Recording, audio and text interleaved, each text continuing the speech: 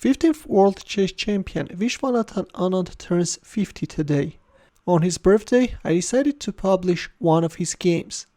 Hello chess lovers, Zoran here, and in this video we're going to cover a blindfold game which was played between Indian chess grandmaster Viswanathan Anand and Dutch chess grandmaster Loek Van Wely. The game was played in 2007 at the 16th Humbert tournament. But before starting our game, make sure that you are subscribed in order not to miss my future uploads. In this game, Anand had white pieces and he opened up with e4. Van Wely responded with Sicilian defense, knight f3 d6, d4, c takes d4, knight takes d4, knight f6, knight c3, and a6. We have the Najdorf variation, against which Anand is choosing the English attack, which starts with bishop e3, e5, knight b3, bishop e6, black's light squared bishop is coming to control the d5 squared, queen d2, meanwhile white is preparing castling queenside, bishop e7, f3, black castles kingside, white castles queenside. We have opposite side castlings, and usually this leads to a sharp battle. Especially in this line, fireworks can be seen very often. Knight bd7, g4. So now both players are launching a pawn storm. Rook g1.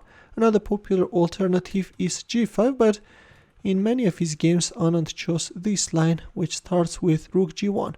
The rook is coming to support the advance of the g pawn, and later the rook can be very useful on the g file. Knight b6, and we have knight a5, a nice way of acting against black's knight c4 threat. Queen c7, g5, knight fd7. Well, in here knight h5 is considered to be a more popular alternative, but in our game we have knight fd7. Here comes knight d5, bishop takes d5, e takes d5, and knight takes d5.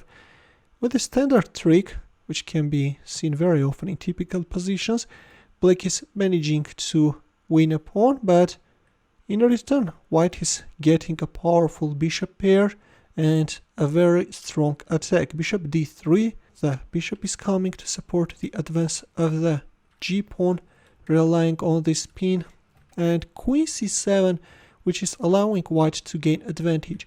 Well, in here it was better either to play g6, stopping white's g pawn, or even knight c5 can be played. Now black wants to get rid of white's light squared bishop, and if I move like bishop takes c5, then d takes c5, if g6, then king h8. Of course, g takes h7 won't give white anything. Black can use this h pawn as a shield, and if I move like g takes f7, then queen b6. All in all, the players have equal chances. If queen takes e5, then rook takes f7. But in our game, after bishop d3, we have queen c7, and there it goes, g6 is on the board. Here Van Wely played knight f6, but stepped into this g takes f7 check, and it turns out that the pawn on f7 is untouchable because of this queen takes a8 move. That's why black played king h8, but it turns out that there is no way out. In here Anand landed a staggering punch. If you wish, you can pause the video and try to find Anand's next move. Ready? Well, this move just asks itself to be played, and Anand went for rook takes g7 sacrifice.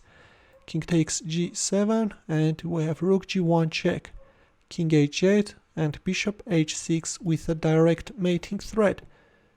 Black played knight g4, a desperate attempt, but Anand simply munched that knight as well. Now, how are you going to neutralize this mating threat? If I move like bishop f6, then white can capture on f8. And again, checkmate will follow very quickly. If rook takes f8, then rook g8 will follow. In our game, Van Wely played rook takes f7, but despite the fact that this was a blindfold game, as you have already noticed, Anand sees everything, and he munched the rook on a8, thus forcing a resignation. A very beautiful attacking game by the legend, which I hope that you enjoyed greatly. In the end, a chess puzzle for you, where the task is to find the winning line for white. I guess you have already understood that You have to trap this queen, but the question is how? I will wait for your answer in the comment section. Thanks for watching. Here are more suggestions for you. Feel free to check them out as well. I will see you in my next video.